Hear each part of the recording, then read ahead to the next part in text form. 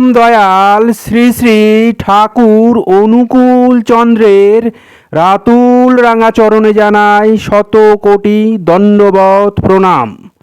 জয় গুরু সকল ইষ্টপ্রাণ দাদা ও মায়েরা।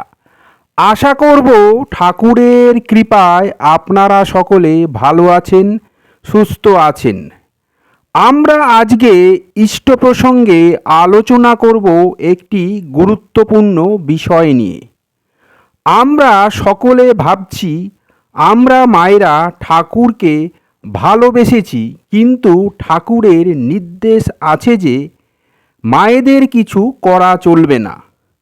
ঠাকুর আমাদের মায়েদের চাকরি করতে, উপার্জন করতে নিষেধ করেছেন। এই ভুল ভাবনায় আমরা ভাবিত হচ্ছি, কিন্তু বর্তমানে দেখা যাচ্ছে প্রত্যেক মায়েরা উপার্জনের চেষ্টা করছেন। ঠাকুর চাকরি করতে নিষেধ করেছেন মানে এই নয় আমরা চুপ করে বসে থাকব। তিনি আমাদের চুপ করে বসে থাকার কথা কিন্তু একবারও বলেননি। ঠাকুর আমাদের চাকরি ছাড়াও অনেক রকমের পদ দিয়ে দিয়েছেন। ঠাকুর বলেছেন কিছু গৃহশিল্প শিখতে, কিছু করতে। তাই বর্তমান আচার্যদেবের কাছে এখন মায়েরা নিবেদন করতে গেলে একটা কথাই বলছেন যে আগে নিজে যোগ্য হও। কারণ বর্তমান যুগ সম্পূর্ণ আলাদা আগের যুগের তুলনায়। কিন্তু আচার্যদেব ঠাকুরের বিরুদ্ধে কথা বলেননি। ঠাকুর যা যা বলেছেন আচার্যদেব কিন্তু তাই আমাদের বোঝাবার চেষ্টা করেছেন। ঠাকুর বাড়িতে গেলে আমরা নিজেরাই দেখতে পাবো যে মেয়েদের কত কাজ আছে। কেউ টিউশন পড়াচ্ছে, কেউ গান শেখাচ্ছে, কেউ নাচ শেখাচ্ছে, কেউ অনলাইনে কোনো কাজ করছে, কেউ ভালো রান্না জানে, সেই রান্না করে বাইরে সাপ্লাই দিচ্ছে, কেউ নিজের দোকান সামলাচ্ছে। এখন বর্তমানে মেয়েরা কিভাবে উন্নত হচ্ছে? বর্তমানে বাজারে চাকরি নেই, চাকরিরই অভাব। পড়াশোনা করে যারা চাকরির আশায় বসে আছে তারা তাদের যোগ্য মূল্য পাচ্ছে না। আর যারা চাকরির আশা না করে নিজেদের শিক্ষাটাকে, নিজের বুদ্ধিকে কাজে লাগিয়ে অন্য কাজে নিজেকে ব্যস্ত করে উপার্জন করছে, তারা কিন্তু আসল বুদ্ধিমান। তারা কিন্তু অর্থ উপার্জন করছে, লক্ষ্মী লাভ করছে। তাই মায়েরা ভাববেন না ঠাকুরের পথে চললে বসে থাকতে হবে। বরং ঠাকুরের পথে চললে আপনারা অনেক পথ পাবেন। কাজ কাজ করে ছুটে বেরিয়ে লাভ নেই। আপনারা অনেক কাজ পাবেন। আগে দেখুন কোন কাজটা আপনাদের বেশি পছন্দ। কেউ ভালো গান জানে, কেউ ভালো বাচ্চাদের পড়াতে জানে, কেউ ভালো রান্না করতে জানে, কেউ ভালো নাচতে জানে, কারোর আবার ব্যবসার প্রতি প্রবল টান। আমাদের শিখতে এবং নিজের পায়ে দাঁড়াতে বেশ কিছুটা সময় লাগে, কিন্তু অবশেষে একটা সময়ে আমরা শিখেও যাই এবং সেই কাজে পারদর্শী হয়ে উঠি, এবং এতে লাভ হচ্ছে না লোকসান হচ্ছে সেটা বুঝতে শিখে যাই। তাই বসে থাকার দিন শেষ।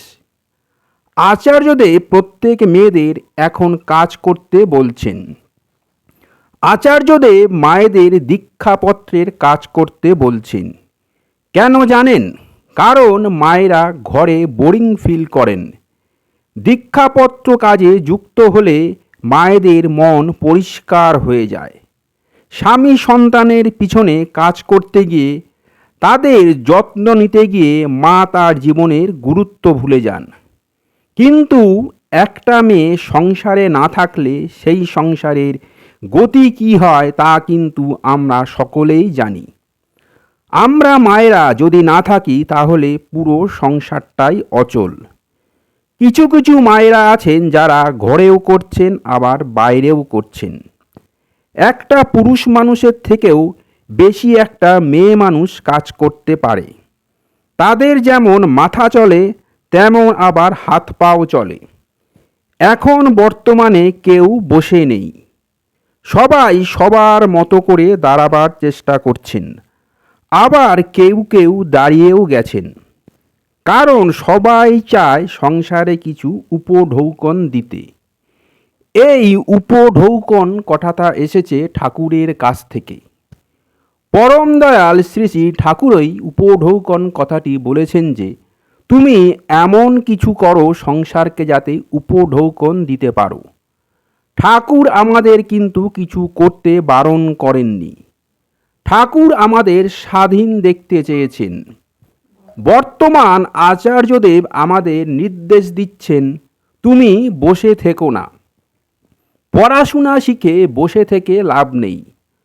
অবিন্দা বলছেন, কিছু না পারো টিউশন পড়াও। আজকাল চাকরির অভাব, চাকরি কিন্তু নেই। তাই আমাদের প্রত্যেককে কিছু না কিছু কাজ শিখতে হবে এবং সেটা যথাযথ প্রয়োগ করতে হবে। এখন বাইরে বেরোলেই দেখতে পাই মেয়েরা পার্লার খুলেছে, কেউ আবার চায়ের দোকান খুলেছে, আবার কেউ কেউ রাস্তায় বসে ভ্যান রিকশায় রুটি তৈরি করছে, কেউ টোটো চালাচ্ছে। সুতরাং মায়েরা কিছু না কিছু করছে। অনলাইনের মাধ্যমে গান শেখাচ্ছে। সে গান জানে, কিন্তু সেই জানা নিয়ে বসে থেকে তো লাভ নেই, তাই অনলাইনে গান শেখাচ্ছে। যাই কিছু করুন না কেন তার জন্য সময় এবং ধৈর্য এই দুটোই চাই। আজকে শুরু করলেন আর কালই আপনার কাছে কিছু টাকা আসবে তা কিন্তু নয়। তার জন্য আপনাকে মন প্রাণ দিয়ে লেগে থাকতে হবে। ঠাকুরকে মাথায় নিয়ে চলুন। অন্যের হচ্ছে তাকে নিয়ে হিংসে করে লাভ নেই, এতে আপনিই পিছিয়ে পড়বেন। আমি কি পারি, কোন কাজটা আমার পক্ষে সম্ভব, কোথায় গেলে সেই কাজটি করতে পারবো, এইভাবে চিন্তাভাবনা করে আমাকে এগিয়ে যেতে হবে। তাই বর্তমান আচার্যদেবের যেটা নির্দেশ সেটা হলো, মায়েরা বসে থাকবেন না। বসে থাকলে কাজ এগোবে না। কেবলমাত্র রান্না করা, ঘর গোছানো ছাড়াও মায়েদের কিছু করার থাকে। ঠাকুর স্বাধীনভাবে কিছু করার কথা বলেছেন, কিন্তু চাকরিতে সেই স্বাধীনতা নেই। চাকরি মানেই কারোর না কারোর নির্দেশে আপনাকে চলতে হবে। নিজের ইচ্ছে মতো কিছু করতে পারবেন না। তাই চাকরিটা ঠাকুরের ভালো লাগে না। ঠাকুরের যে কাজ ভালো লাগে না সেই কাজ আমার কি করে ভালো লাগবে?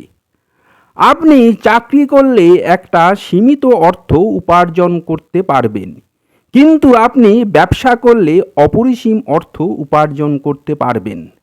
আর আপনার ব্যবসায় আপনিই মালিক আর আপনিই কর্মচারী। আপনি পুরো স্বাধীন। আপনার ব্যবসায় আপনি আরও অনেকজনকে কাজ দিতে পারবেন।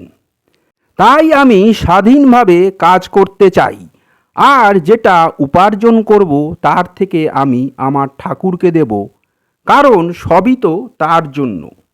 সুতরাং মায়েদের বসে থাকার দিন শেষ। বসে বসে সময় নষ্ট করার সময় আর নেই।